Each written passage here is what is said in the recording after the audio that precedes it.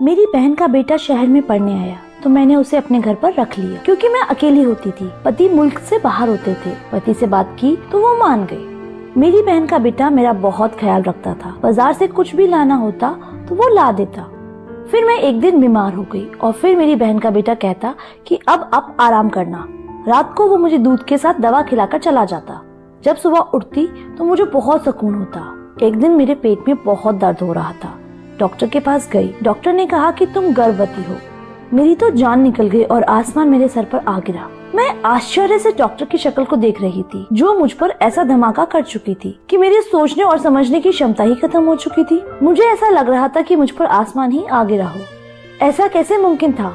मैं मान ही नहीं सकती थी। मैंने डॉक्टर साहिबा से कहा कि आपको जरूर कोई गलतफहमी हुई है।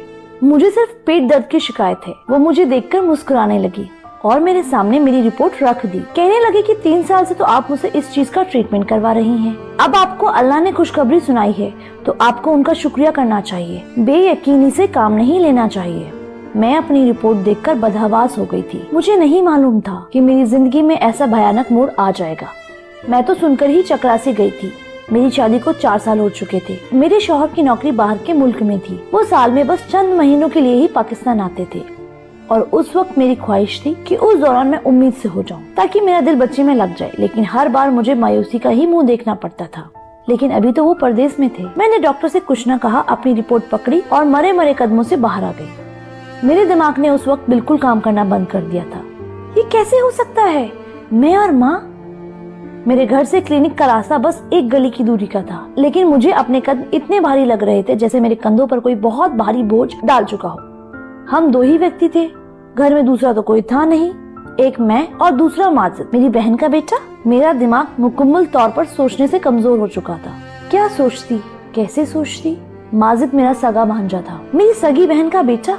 अपनी सोच के ताने बाने से मैं अभी निकल भी नहीं पाई थी कि सामने घर का गेट देखकर मेरे कदम वहीं रुक गए थे। मुझे लगा था कि मैं क्लिनिक से यहाँ तक अपने बेजान वजूद को किसी लाश की तरह घसीट कर लेकर आई हूँ। मेरे गले में इस कदर ग्रह पड़ी थी कि मुझे सांस लेने में भी घुटन महसूस होने लगी थी। मैंने डोरबेल बजाई। माजिद ने ही दरवाजा खोला। मैं घर के अंदर दाखिल हुई।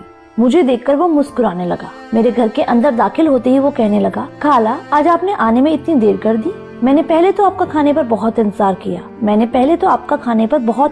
किया लेकिन फिर मुझसे भूख बर्दाश्त नहीं हुई, इसलिए मैं तो खाना खा चुका हूँ। आपके लिए खाना लगा दूं? वो मुझसे बातें करता था। मेरी सबसे बड़ी बहन का बेटा जो कि जॉब के सिलसिले में यहाँ शहर आ गया था और पिछले कई माह से यहाँ मेरे पास ही रह रहा था। मेरे शौहर को भी इस बात से कोई एतराज नहीं था। मेरे शौहर मेरे कजन भी थे। इस रिश्ते से जीजी और माजिद भी बहुत बेतकल्लुफ से थे। माजिद के बारे में सब कुछ जानते थे, बल्कि वो तो बहुत खुश थे। उन्हें मेरी फिक्र नहीं सताएगी। खाला कहाँ खो गई हैं? माजिद की बात पर मैं चौंक सी गई। मैंने कहा, कुछ नहीं, मुझे भूख नहीं है, सर में दर्द है, मैं अपने कमरे में जा रही हूँ।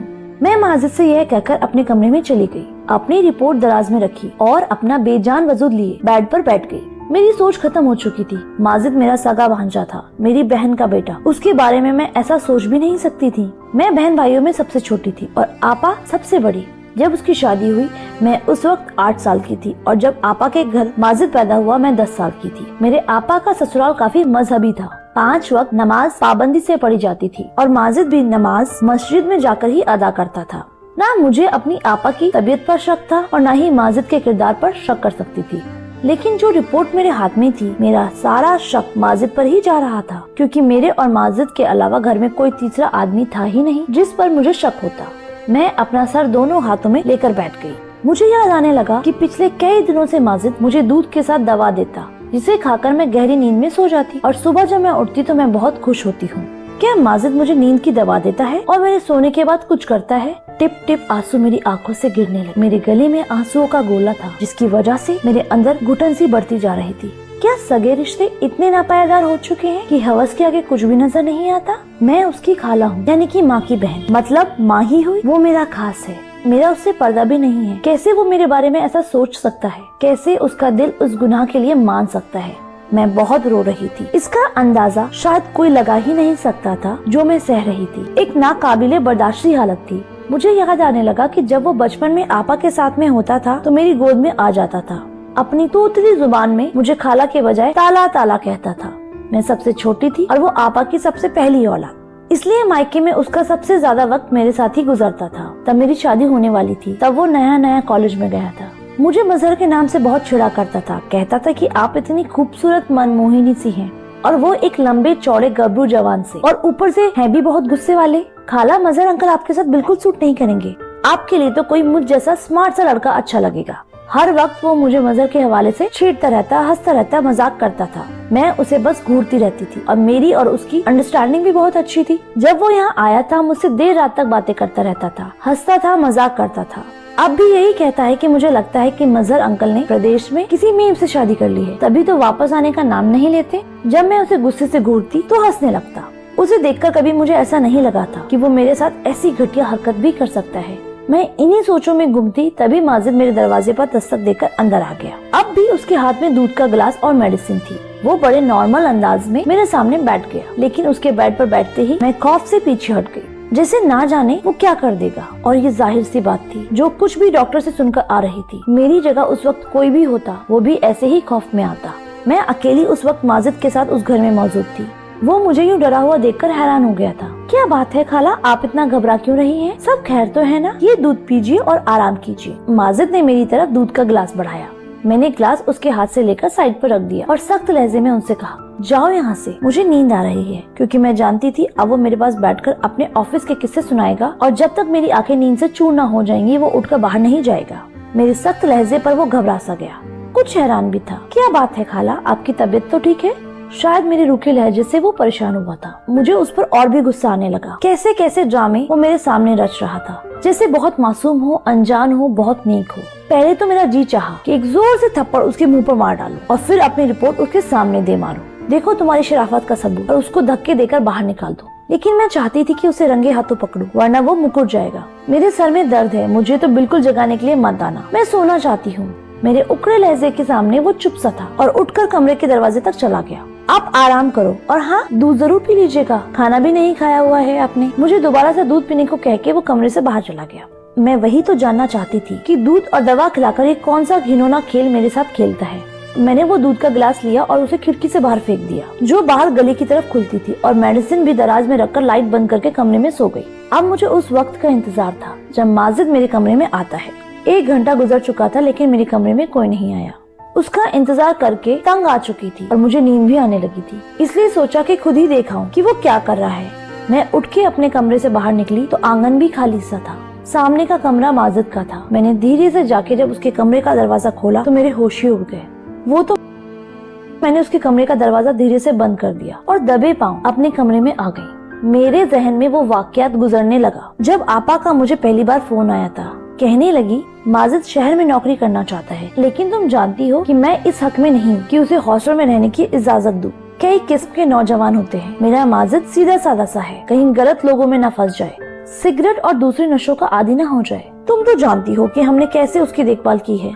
मेरा बच्चा तहज्जुद गुजार है, लेकिन जहाँ लड़के रहते हो वहाँ 100 बुराइयां होती हैं। इसलिए अगर तुम उसे अपने घर में रख लो तो मुझे इत्मीनान रहेगा।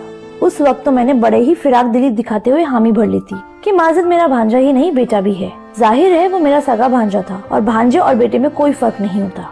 मेरा सिर दर्द से फटने लगा।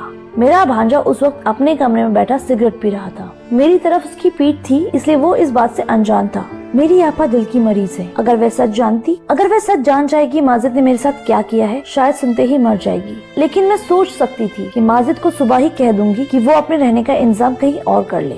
मैं उसे अपने घर पर नहीं रख सकती। मैंने अपना कमरा लॉक किया और सो गई। सुबह मेरा दरवाजा बड़ी जोर से धड़धड़ाया गया। मैं उठी और दरवाजा खोला। जब मैंने दरवाजा खोला, सामने देखा माजिद मुझे बहुत गुस्से से देख रहा था। दरवाजा क्यों लॉक किया था आपने खाला? उसका मुझ पर रौब जमाकर पूछना तो मुझे दबा के रख दिया। वो होता कौन था मुझसे इस लहजे में बात करने वाला? उसे शायद तकलीफ इस बात की हो रही थी कि उसका रास्ता मैंने बंद कर दिया था, जो वो गुनाह मेरे साथ कर रहा था। शायद उसकी तलब ना पूरी होने की वजह से वो यूँ उखड़कर मुझसे बात कर रहा था। मैंने कहा कि तुम होते कौन हो मुझसे ये पूछने वाले? मेरी भी बुलंद आवाज को सुनकर वो कुछ हैरान हुआ। फिर नरम लहजे में बोला, खाला रात को आपकी तबीयत ठीक नहीं थी, मुझे आपकी फिक्र थी। मैं कब से दरवाजे पर दस्तक दे रहा था, लेकिन जब आपने जवाब नहीं दिया तो परेशान हो गया कि कहीं आप बेहोश तो नहीं हो गए हो। इसलिए मैंने दरवाजा खोलना चाहा तो वो लॉक था, इसलिए मैं परेशान हो गया था। आप प्लीज दरवाजा लॉक मत किया करें।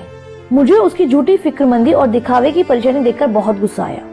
मैंने कहा कि मेरी फिक्र करने की तुम्हें कोई जरूरत नहीं है, मैंने तीखे लहजे में कहा और अपने कमरे से बाहर निकल गई। अपने लिए नाश्ता बनाया और नाश्ता करके अपने पड़ोस में अपनी एक सहेली के घर चली गई। मेरे पड़ोस में भी मेरी उम्र की ही लड़की रहती थी, शादीशुदा बच्चों वाली थी। जब मेरे मियाँ मुल्क से बाहर जाते वो औरत बहुत ख्याल रखती थी मेरा। मेरी उससे दोस्ती भी बहुत थी। उसके शौहर भी मुझे छोटी बहन जैसा ही समझते थे। जब भी बाजार से कुछ लेने जाते तो मुझसे पूछते कि बहन कुछ मंगवाना तो नहीं है, बिना तकलीफ के बता दिया करो। मैं अक्सर ही उनसे सामान मंगवा लिया करती थी, लेकिन जब से माजिद आया था मैं हर काम माजिद से ही कहती थी। उस वक्त तो मुझे अपने पड़ोस जाहिदा से ही काम था कि मुझे अपना अबॉर्शन करवाना था।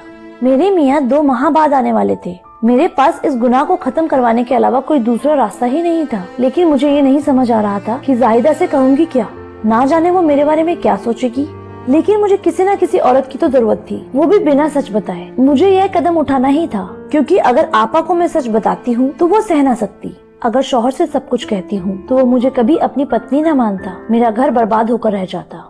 मैं एक ऐसी कशमकश का शिकार थी कि मैं ही जानती थी। मैंने जाहिदा से कहा मेरे पेट में बच्चा है और मुझे उसका अबॉर्शन करवाना है, इसलिए वो मेरे साथ डॉक्टर के पास चले। वो मेरी बात मान गई। मैं अपने डॉक्टर के पास नहीं गई थी जिससे कई सालों से मैं इलाज करवा रही थी, बल्कि एक नई लेडी डॉक्टर के पास गई और उससे कहा कि वो मेरा एक काम आराम से कर दे तो मैं उसे ठीक ठाक पैसे दे दूंगी। वो लेडी डॉक्टर मान गई, लेकिन उसी रात मेरे साथ कुछ ऐसा हुआ कि मेरी रूह कांप गई। मैंने रात को घर आते ही माजिद से कह दिया कि मैं तुम्हें अपने घर पर नहीं रख सकती हूँ, इसलिए 2-3 दिन में वो अपने रहने का इंतजाम जहाँ चाहे वहाँ कर ले। मेरी बात सुनकर वो हैरान सा होकर रह गया। खाला ये क्या कह रही हैं आप? मैं क्यों आपको छोड़कर जाऊँगा? मेरा मसला नहीं है, मैं तो कहीं भी रह लूंगा, लेकिन आप अकेली कैसे रहेंगी? मुझे माजिद की मेरे लिए फिक्रमंदी भी खल रही थी। मैंने कहा मैं तुम्हारे आने से पहले भी तो अकेली ही रहती थी, जल्द से जल्द अपना इंतजाम कर लो। वो जवाब में कुछ नहीं बोला, लेकिन चेहरे से परेशान जरूर लग रहा था। मैं अपने कमरे में आकर सो गई। अब मैं कमरा लॉक करके सोती थी। कुछ ही देर में मैं सो गई, फिर मुझे कुछ होश ही नहीं रहा था। रात को जब मेरी आँख खुली तो मुझे लगा कि मेरे बराबर में कोई सो रहा है, लेकिन मेरे कमरे में बहुत अंधेरा था कि मैं उस शख्स को देख ही नहीं पा रही थी। बस ये नजर आ रहा था कि मेरे बराबर में कोई सो रहा है। मैं बुरी तरह से डर गई थी। मुझे जल्दबाजी में कुछ न सूझा तो मैं चिल्लाने लगी। अगले ही पल मेरे बराबर में लेटा हुआ शख्स उठकर बैठ गया। इससे पहले कि मैं बेड से उठकर जाती, उस शख्स ने मेरे मुंह पर हाथ रख दिया। अब तो मैं बदहवास सी हो गई थी। इससे पहले कि मैं अपने बचाव के लिए कोई उपाय सोचती, उस शख्स ने साइड पर रखा हुआ लैंप ऑन कर दिया। उस शख्स को देखकर मैं अपने होश खो बैठी थी। मेरे सामने मेरा शौहर था। मजहर कब घर आ गए थे वो भी बिना कुछ बताए। वो अचानक से आ गए थे। वो मुस्कुराने लगे, कहने लगे तुम्हें सरप्राइज देना चाहता था। जब मैं घर पहुंचा तो माजिद ने दरवाजा खोल दिया था। उसे मालूम था कि मैं आ रहा हूँ, लेकिन जब मैं कमरे में आने लगा तो कमरा लॉक था। मत पूछो, खिड़की के रास्ते से मुझे अंदर आना पड़ा। अजीब हो तुम भी, यहाँ कौन सा कोई गैर था जो तुम दरवाजा लॉक करके सोई थी? मजहर की बात का मैं क्या जवाब देती? मैं उस वक्त बहुत ज्यादा दिल बर्दाश्त हो गई थी, इसलिए मजहर के गले लगकर मैं बेतहाशा रोने लगी। वो तो मुझे यूँ रोता हुआ देखकर समझा कि मैं उसके बिना उदास हो गई हूँ, इसलिए यूँ उन्हें अचानक सामने पाकर रोने लगी हूँ। लेकिन हकीकत तो मैं ही जानती थी कि मुझ पर क्या बीती है। वो मुझे तसल्ली देने लगा। सुबह जब मैं उठी तो मजहर अभी भी सो रहे थे। मैं बहुत परेशान थी। आज मुझे डॉक्टर के पास अबॉर्शन करवाने जाना था, लेकिन मजहर की मौजूदगी में ये मुमकिन नहीं था। अब मैं यह सोचकर परेशान थी कि मजहर से क्या बहाना बनाऊंगी, कैसे बात छुपाऊंगी। मैं परेशानी से बाहर लाउंज में बैठी थी। तभी माजिद किचन से निकला। वो अपने लिए नाश्ता बना के टेबल पर रख रहा था और मुझे देखकर मुस्कुराकर कहने लगा, खाला कैसा लगा आपको अंकल का सरप्राइज? मैंने उसे नफरत से देखा और कहा, किस कदर ढीठ और ड्रामेबाज इंसान हो तुम। ऐसी मासूमियत से भरी अदाकारी कैसे कर लेते हो? शर्म नहीं आती तुम्हें? एक तरफ खाला कहती हो, दूसरी तरफ। मैं ये सब सहकर थक चुकी थी, इसलिए बिना लिहाज के मुंह पे जो भी आया उसे कहना शुरू कर दिया। और वो ऐसा ढीठ था कि अब भी मुझे हैरत से देख रहा था। कहने लगा, खाला क्या कह रही हैं आप? मुझे आपकी बात बिल्कुल समझ नहीं आ रही। मैंने ऐसा भी क्या किया है जो आप इस तरह से मुझसे बात कर रही हैं? माजिद की बात पर मैंने उसे ताजुब से देखा और अपने कमरे में चली गई। मजहर अभी भी सो रहे थे। दराज से अपनी रिपोर्ट निकाली और कमरे से बाहर आ गई। माजिद अब टेबल के पास खड़ा था। मैंने वो रिपोर्ट उसके मुंह पर मार दी, जो उसके चेहरे से टकराकर जमीन पर गिर गई, और कहा, ये पढ़ो और अपना गंदा चेहरा लेकर मजहर के उठने से पहले दफा हो जाओ मेरे घर से। मैंने गुस्से से दबे लहजे में कहा, क्योंकि मैं नहीं चाहती थी कि मजहर को इस बात की भनक भी लगे। माजिद ने वो रिपोर्ट जमीन से उठाकर खोली। जैसे ही उसने पढ़ा तो उसके चेहरे की रंगत उठ गई। चेहरे पर बदहवासी सी छा गई। इससे पहले कि वो कुछ बोलता, मजहर आंगन में आ गए थे। पता नहीं कैसे, लेकिन वो सीधा माजिद के पास गए और रिपोर्ट उसके हाथ से लेकर पढ़ने लगे। उन्हें देखकर तो मेरी जान ही मेरे तन से जुदा हो गई थी। मेरा घर बर्बाद हो जाएगा, मजहर तो मुझे तलाक ही दे देंगे। मैं बुरी तरह से चकरा कर गिर गई थी। जब मुझे होश आया तो मैं हॉस्पिटल में थी, मुझे ड्रिप लगी हुई थी। मजहर बड़ी संजीदगी से मुझे देख रहे थे। मेरी तो रूह फना हो गई थी। माजिद भी वहीं खड़ा था। मैं मजहर को देखकर रोने लगी। मैंने कहा कि मेरा कोई कसूर नहीं है मजहर। माजिद मुझे नींद की मेडिसिन देता था। मुझे कुछ पता नहीं है। खुदा के लिए मुझे तलाक मत दीजिए। मैं आपसे बहुत मोहब्बत करती हूँ। मैं आपके बगैर नहीं जी पाऊंगी। मैं बिस्तर पर लेटे लेटे हाथ जोड़कर मजहर से माफी मांग रही थी।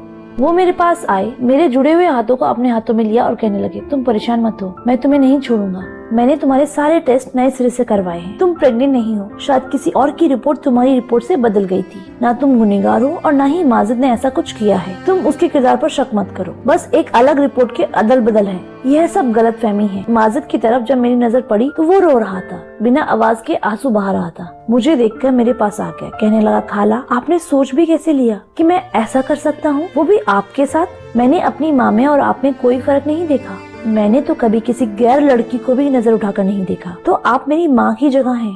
मैंने कहा कि मैंने तुम्हें नशे की सिगरेट पीते हुए देखा था। वो कहने लगा कि मैं नशे की सिगरेट हरगिज नहीं पीता। हाँ, कभी कभार अपना कमरा बंद कर सिगरेट जरूर पी लेता हूँ। आपका ख्याल इसीलिए रखता था कि मैंने अपना बचपन आपकी गोद में गुजारा है। इसीलिए जैसे मैं अपनी अम्मी के लिए खाने पीने और दवा का ख्याल रखता था, आपका भी रखने लगा। मुझे पता होता कि आपको मेरी वजह से तकलीफ होती थी तो मैं कभी भी यहाँ आता ही नहीं। वह रो रो कर अपनी बातों को वजाहत दे रहा था। एक गलत रिपोर्ट ने मुझे शर्मिंदा करके रख दिया था। क्या किया मैंने अपने भांजे के खिलाफ, ये नहीं सोचा था मैंने। लेकिन मेरे दिमाग में ये भी ख्याल नहीं आया कि अक्सर रिपोर्ट भी गलत निकल आती है। मैं सोच रही थी कि काश एक बार अपनी रिपोर्ट दोबारा से टेस्ट करवा ली होती तो ऐसा ना होता।